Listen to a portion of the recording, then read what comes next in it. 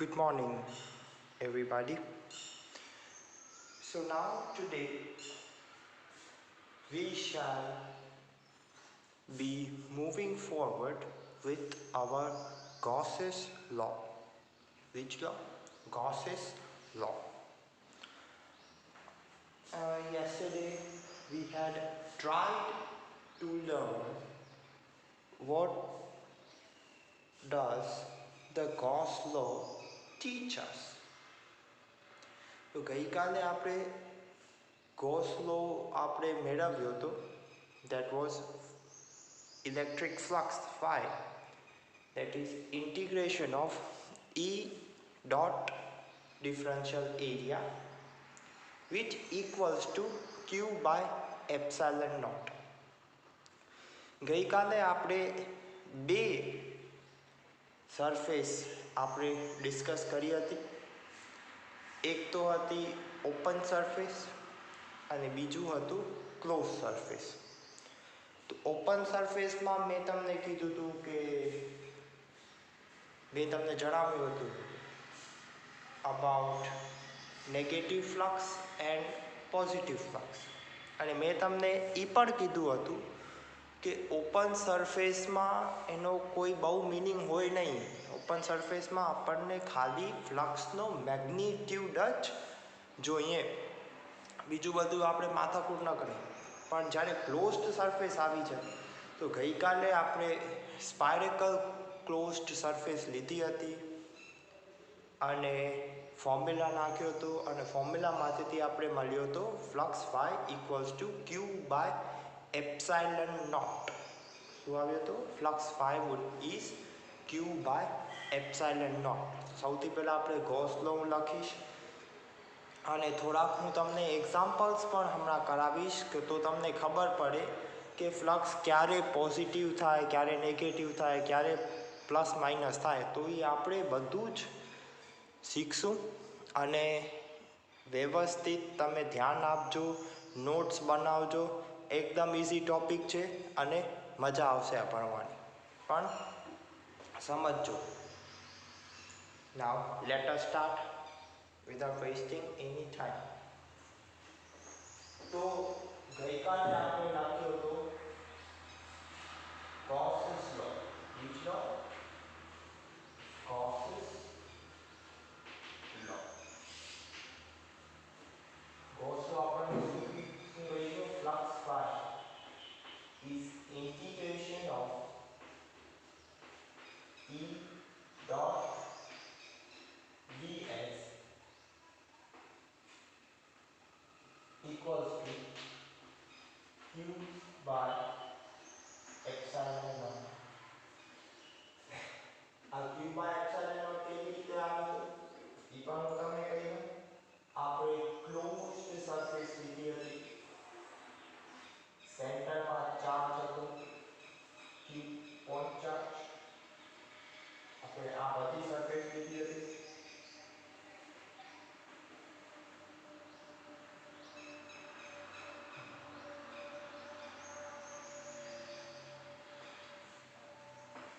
Electric field vector, area vector. Area vector is always perpendicular to the surface. મેં તમને જણાવી દીધું ગઈકાલે. surface area vector, electric field. એવી જ રીતે અહીંયા surface area vector which is always perpendicular અને electric field. અને આપણે ડિસ્ટન્સ લીધો હતો, શું લીધો હતો ડિસ્ટન્સ આપણે? r is the radius of sphere. r is the radius of sphere. તો આનામાંથી આપણે ઇક્વેશન મેળવ્યો હતો flux phi which is integration of E into ds equals to Q by epsilon naught equals to Q by epsilon naught. બહુ જ important equation છે આ. Generalised equation છે. શું ઇક્વેશન છે? Generalized equation.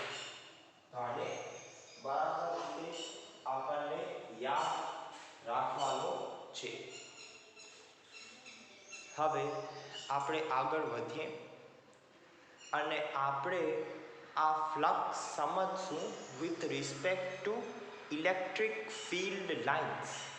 કેવી રીતે સમજશું? With respect to electric field lines. સમજો, આ ટોપિક બહુ જ ઇન્ટરેસ્ટિંગ ટોપિક છે. Flux phi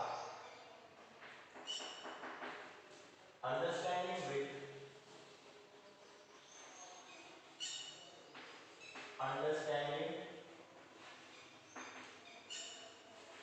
with electric field lines. હવે સમજો, આપણને એક વાત ખબર છે, ગઈકાલે મેં તમને કીધું હતું કે આ પોઝિટિવ ચાર્જ હોય તો પોઝિટિવ ચાર્જમાંથી બધા આપણી ઇલેક્ટ્રિક ફિલ્ડ લાઇન્સ બહાર નીકળશે. ક્યાં નીકળશે? બહાર નીકળશે. તો હલવાની field is like a sun. It's like a sun. આ સૂર્ય જેવું છે. તો આપણને ખબર છે કે આનામાં સ્પાયરેકલ સિમેટ્રી હશે. સ્પાયરેકલ સિમેટ્રી એટલે આ બધા પોઈન્ટ ઉપર તમારી ઇલેક્ટ્રિક ફિલ્ડ સરખી હશે. કેવી હશે? સરખી હશે. તમારી ઇલેક્ટ્રિક ફિલ્ડ સરખી હશે. અને આ સમજવાનું છે. તો આ આપણે સરફેસ છે આપણો. મેં તમને કીધું હતું ગઈકાલે કે આને સિમેટ્રી કહેવાય, સ્પાયરેકલ સિમેટ્રી. હવે સમજો, આપણે આની ગમે તે સરફેસ લઈને, તમને જે પણ સરફેસ ગમે, ઈ can be even surface, it can be uneven surface. તમને જે પણ સરફેસ ગમે, ફોર એક્ઝામ્પલ આપણે સરફેસ લઈએ. જોજો, હવે સમજો, ધ્યાનથી સમજો, એકદમ ઈઝી છે. હવે આ આપણો પોઝિટિવ ચાર્જ જે છે +q, એ ગમે ત્યાં હોઈ શકે આની અંદર, બરાબર? અહીંયા હોઈ શકે, અહીંયા હોઈ શકે, અહીંયા હોઈ શકે, અહીંયા હોઈ શકે, અહીંયા હોઈ શકે, અહીંયા હોઈ શકે, ગમે ત્યાં એની અંદર હોઈ શકે. હવે એની અંદર એનો મતલબ એ કે વળી ઇલેક્ટ્રિક ફિલ્ડ લાઇન્સ બહાર નીકળવાની છે. જે પણ થઈ જાય થઈ જાય, ઇલેક્ટ્રિક ફિલ્ડ લાઇન્સ બહાર નીકળવાની છે. હવે એકવાર ઇલેક્ટ્રિક ફિલ્ડ લાઇન બહાર નીકળી ગઈ એટલે વળી સરફેસ આવશે, સ્પાયરેકલ સિમેટ્રી આવે. તો ફ્લક્સ શું થશે અહીંયા?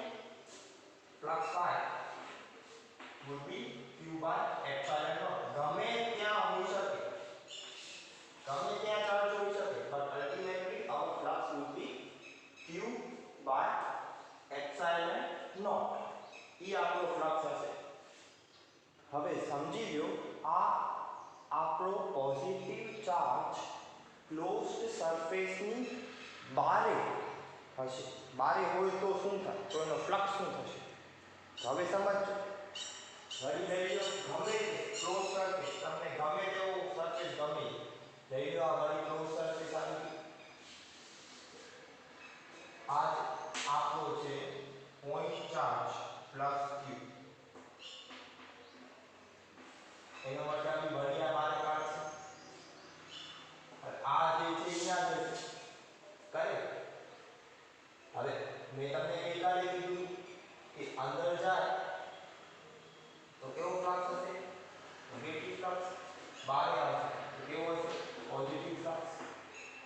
હવે આનો મતલબ એ કે જેટલી ઇલેક્ટ્રિક ફિલ્ડ લાઇન્સ બહાર જાય છે એટલી જ ઇલેક્ટ્રિક ફિલ્ડ લાઇન્સ બહાર આવે છે. Let me reconstruct my statement.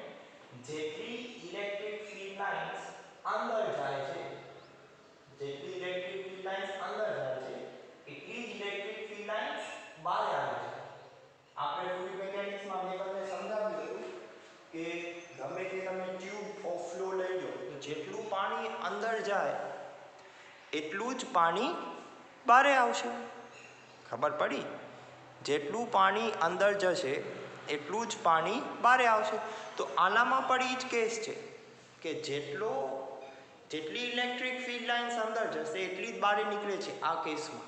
એટલે અંદરનો નેગેટિવ, બહારનો પોઝિટિવ, એટલે નેગેટિવ પોઝિટિવ શું થઈ જશે? કેન્સલ થઈ જશે. So here our flux phi would be 0. Flux કેવો હશે? 0. This is very important. Okay, આને બહુ જ સમજવાનું છે. જેટલી ઇલેક્ટ્રિક ફિલ્ડ લાઇન્સ અંદર જાય છે એટલી જ ઇલેક્ટ્રિક ફિલ્ડ લાઇન્સ બહાર આવે છે. તો તમે આ ફ્લક્સને ઇલેક્ટ્રિક ફિલ્ડ લાઇન્સ એના આધારે પણ તમે સમજી શકો, એના આધારે ઉલટાનું ઇઝી થઈ જશે. ક્લિયર? ના this was only for one charge. આ એક જ ચાર્જ માટે છે. Now let us understand the Gauss law with many charges, with system of charges. Okay, let us start. Gauss law. Gauss law.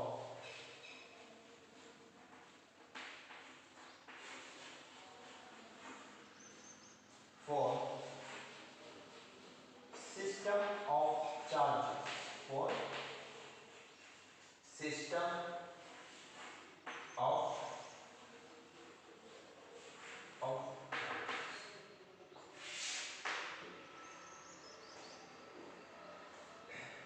બે minute હું તમને આપું છું, તમે લખી લો વ્યવસ્થિત અને એકદમ સમજવાની ટ્રાય કરજો. ઓકે, જરાક સમજજો કોન્સેપ્ટને જરાક સમજજો, મજા આવશે. Clear? Gauss's law. Which law? Gauss's law for system of charges. For system of charges. Now, without wasting any time, let us start the article. લખવાનું બાકી હોય તો વિડીયોને પોઝ કરી લેજો. Let us start. સમજી લો, આ આપણી ક્લોઝ સરફેસ છે. આ આપણી શું છે? ક્લોઝ સરફેસ છે. અહીંયા ઘણા બધા ચાર્જીસ છે. ઘણા બધા ચાર્જીસ લઈ લો.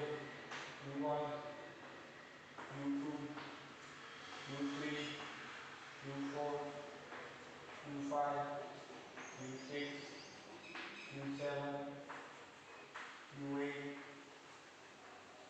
U9 and U10. હવે આપણે સમજીએ, આ જે ક્લોઝડ સરફેસ છે અને શું છે આપણી આ ક્લોઝડ સરફેસ. અને ક્લોઝ સરફેસને હજી એક આપણે નામ આપેલું છે. ક્લોઝડ સરફેસને ગૌસિયન સરફેસ પણ કહેવાય. શું કહેવાય? Gaussian surface. શું કહેશું આપણે એને? Gaussian surface. Closed surface.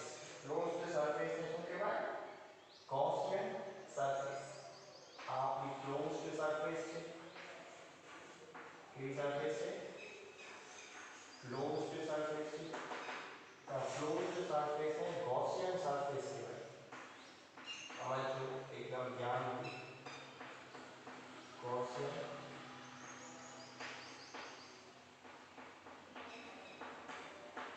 અને આપણે યાદ રાખવાનું. તો હવે સમજી લો, આમાં શું થશે? ફ્લક્સ પાથ શું થશે? Integration of E into ds, આપણું જનરલાઇઝ ફોર્મ્યુલા છે, E dot ds equals to, હવે જો ક્લોઝડ સરફેસ ની અંદર કેટલા ચાર્જીસ છે? q1 by epsilon naught plus q2 by epsilon naught. બધાનો સમેશન થશે. શું થશે? સમેશન થશે plus up to q5 by epsilon naught. આના કારણે તો ફ્લક્સ કેવો હશે? 0 હશે. આ બધાના કારણે ફ્લક્સ કેવો હશે? 0 હશે. કારણ કે આ બધા આપણા પોઈન્ટ ચાર્જીસ જે પણ છે એ ક્લોઝડ સરફેસની બારે છે. ક્યાં છે? ક્લોઝડ સરફેસની બારે છે. ક્લિયર? તો અહીંયા આપણે ફ્લક્સ ફાઈને આપણે લખી શકીએ. ફ્લક્સ ફાઈ શું થશે? તો total flux phi would be Q enclosed. Q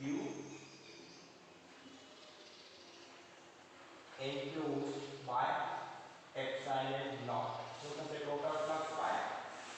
Q enclosed. Q enclosed એટલે જે પણ આપણા ચાર્જીસ ક્લોઝડ સરફેસની અંદર હોય એ, એટલે આપણો ફાઈ શું થશે? ક્યુ એન્ક્લોઝડ બાય એપ્સાઇલન નોટ. શું થશે? ક્યુ એન્ક્લોઝડ બાય એપ્સાઇલન નોટ. એ આપણો ટોટલ ફ્લક્સ થશે. શું થશે આપણો? Total flux. ઓકે, સો આ આપણો ફ્લક્સ હતો with respect two system of charges. With respect two system of charges. લખી લ્યો એકદમ વ્યવસ્થિત.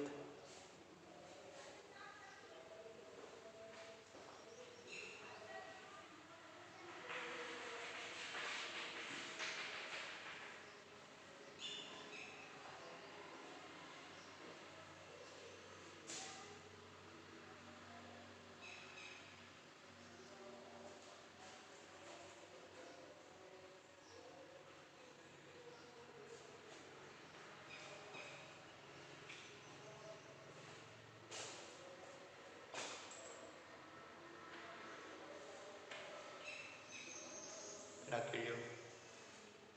હું તમને 2 મિનિટ આપું છું. અંદરના બધા ચાર્જીસ છે ચાર્જ 1 2 3 4 5. બાકીના જે પણ ચાર્જીસ છે 6 7 8 9 and 10, એ બધા ચાર્જીસ 6 to 10 ચાર્જીસ છે એ બારે છે. બારે છે એટલે ફ્લક્સ કેવો થઈ જશે? 0. એટલે આપણે એને કન્સિડર નહીં કરીએ. સો ટોટલ ફ્લક્સ 5. અને જો ફ્લક્સ પોઝિટિવ હોય તો એનો મતલબ એ જે ઇલેક્ટ્રિક ફિલ્ડ લાઇન્સ બહાર આવે છે એ વધુ છે. અને જો ફ્લક્સ નેગેટિવ હોય એનો મતલબ એ કે જેટલી ઇલેક્ટ્રિક ફિલ્ડ લાઇન્સ અંદર જાય છે એ વધુ છે બહાર કરતાં. ઓકે, સો આ literally this is the meaning of flux. આને કહેશું આપણે flux, electric flux by the way.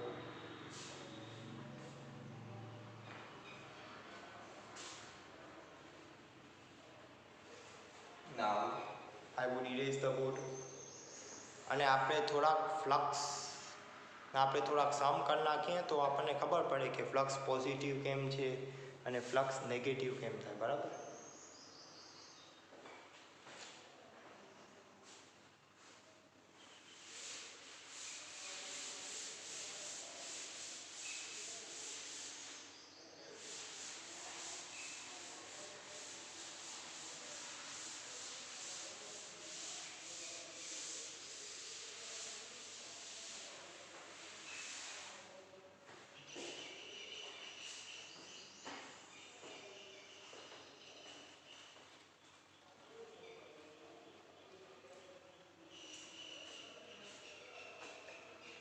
નાવ હવે સમજો ફ્લક્સ કેવી રીતે પોઝિટિવ આવે અને કેવી રીતે નેગેટિવ આવે એ આપણે સમજવાની ટ્રાય કરીએ. સૌથી પહેલા આપણને એક સિલિન્ડર આપેલું છે. શું આપેલું છે? સિલિન્ડર. અને ક્વેશ્ચનમાં એમ આપેલું છે કે ઇલેક્ટ્રિક ફિલ્ડ આ ડિરેક્શનમાં છે. ઇલેક્ટ્રિક ફિલ્ડ આ ડિરેક્શનમાં છે. ક્વેશ્ચનમાં આપેલું છે electric field E is E naught into I hat.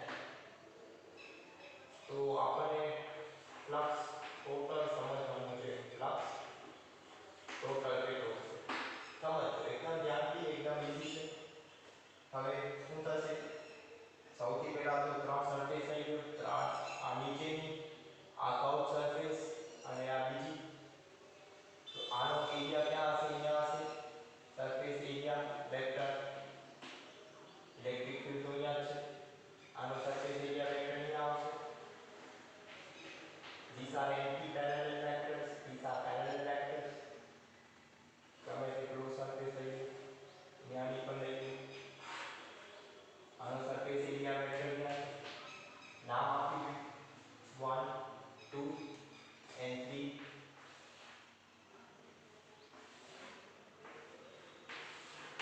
હવે તમે વિચારો શું થશે ટોટલ ફ્લક્સ? ફ્લક્સનો જનરલાઇઝ ફોર્મ્યુલા શું છે? ઇલેક્ટ્રિક ફિલ્ડ કોન્સ્ટન્ટ છે. તો ઇલેક્ટ્રિક ફિલ્ડ કેવી આપેલી છે? કોન્સ્ટન્ટ આપેલી છે. ફ્લક્સનો જનરલ ફોર્મ્યુલા આપણે યુઝ કરશું ફ્લક્સ પાથ. શું છે flux path? Is always given by E dot A or E dot S.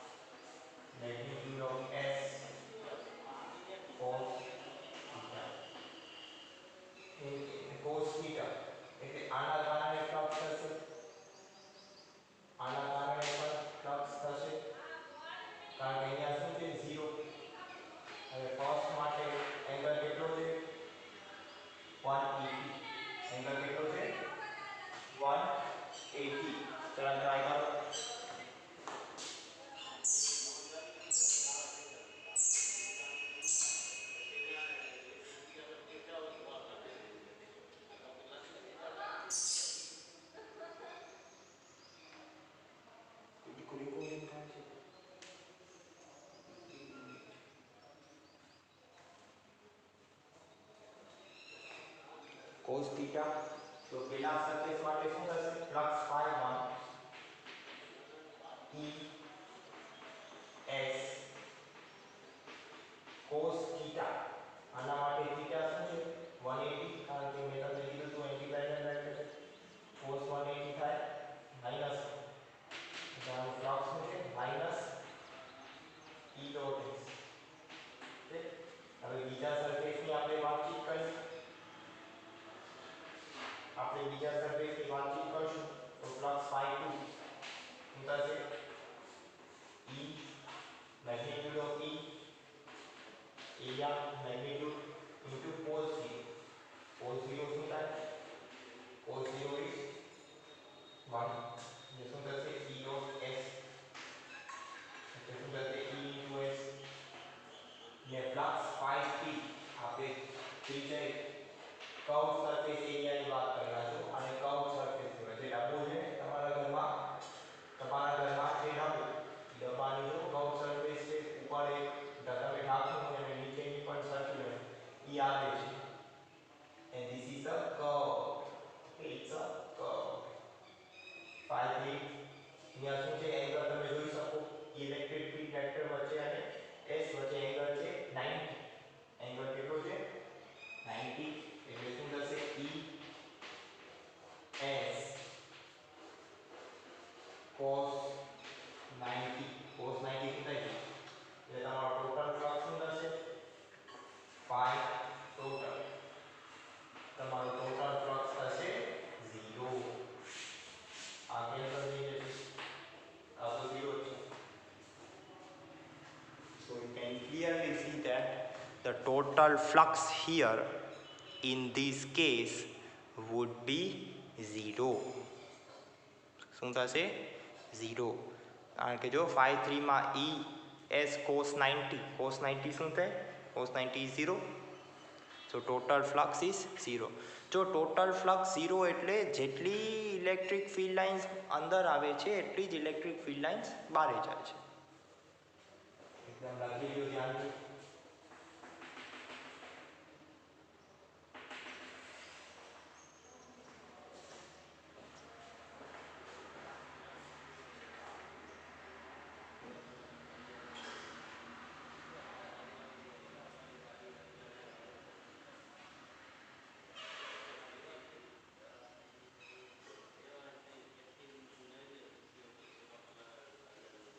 Okay લખી લો વ્યવસ્થિત પછી આપણે સ્ટાર્ટ કરશું એપ્લિકેશન ઓફ ગૌસીસ લો શું ચાલુ કરશું આપણે એપ્લિકેશન ઓફ ગૌસીસ લો એકદમ ઇઝી છે અને સરસ કોન્સેપ્ટ છે આ બધા કોન્સેપ્ટને યાદ રાખવાના છે આપણને ખબર હોવી જોઈએ કે આપણે ફ્લક્સ કેવી રીતે એડ કરી શકીએ કેવી રીતે માઇનસ કરી શકીએ ઓકે કારણ કે ક્લોઝડ સરફેસ છે અને રેગ્યુલર સરફેસ છે in fact it is a cylinder લખી લો એકદમ વ્યવસ્થિત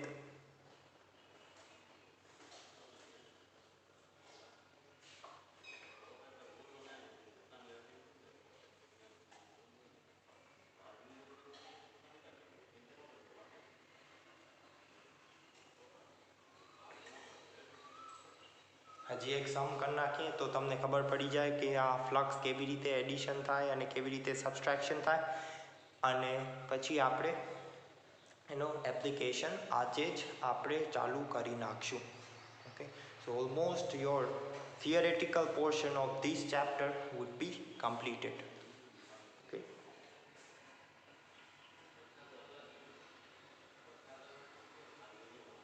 સમજી ગયું આપણા બે સમજી લો અહીંયા ચાર્જ છે q અહીંયા ચાર્જ છે -3q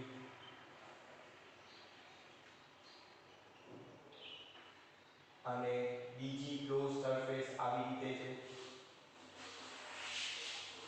આ છે ક્લોઝડ સરફેસ 1 આ છે ક્લોઝડ સરફેસ 2 ક્લિયર અને S1 માં ત્રણ ચાર્જીસ છે એકનો છે +2q એકનો છે +3q અને બીજાનો છે -q. આપણને ફ્લક્સ શોધવાનું છે. શું શોધવાનું છે? ફ્લક્સ શોધવાનું છે. તો ફ્લક્સ phi નું જનરલાઇઝ ફોર્મ્યુલા મેં તમને લખાવ્યું. Flux phi is q enclosed એટલે જે ક્લોઝડ લૂપમાં તમારા ચાર્જીસ હોય એ divided by epsilon naught આપણો જનરલાઇઝ ફોર્મ્યુલા છે. આપણે સૌથી પહેલા સરફેસ 1 માટે કરશું અને પછી આપણે સરફેસ 2 માટે કરશું. તો કરવાની ટ્રાય કરો, એટલો અઘરો નથી, એકદમ ઈઝી છે સમ.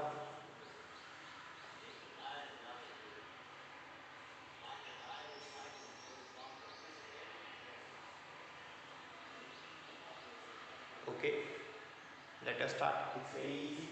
તો S1 માટે લઈએ તો પહેલા આપણે અને આપણે કહીશું phi1 અને કહીશું phi2, પછી બંનેનો એડિશન કરવાનું. તો phi1 શું થશે? +2q +3q -q by epsilon naught એટલે શું થશે? 4q by epsilon naught. જો ફ્લક્સ પોઝિટિવ છે એટલે જેટલી લાઈન બહાર નીકળે છે એ વધુ છે. પહેલા સરફેસ ફ્લક્સ phi2 શું છે? q -3q by epsilon -2q by epsilon naught. એનો મતલબ કે બીજી સરફેસ માટે જેટલી ઇલેક્ટ્રિક ફીલ્ડ લાઇન્સ અંદર જાય છે એ વધુ છે. જેટલી બારે આવે છે એના કરતાં જેટલી અંદર ગઈ વધુ છે, કારણ કે તમારો ફ્લક્સ જો કેવો આવ્યો છે? નેગેટિવ. તો હવે નેટ ફ્લક્સ આપણે શોધીએ. શું શોધીએ આપણે? Net flux. નેટ ફ્લક્સ શું થશે? phi net શું થશે? phi1 plus phi2 એટલે શું થશે? 4q -2q by epsilon naught, that is 2q by epsilon naught. આ થશે આપણો phi net flux. So total net flux of the above system is 2q by epsilon naught. Flux positive છે એટલે જેટલી electric field lines બહારે આવે છે એ વધુ છે, જેટલી અંદર જાય છે એના કરતાં જેટલી બહારે આવે છે એ વધુ છે. એકદમ ક્લિયરલી દેખાય છે. સો total flux would be 2q by epsilon naught. It would be 2q by epsilon naught.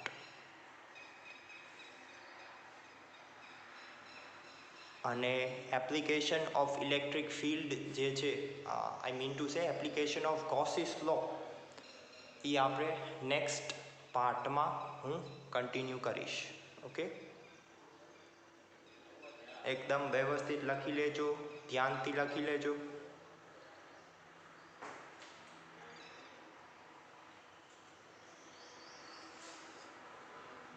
Thank you.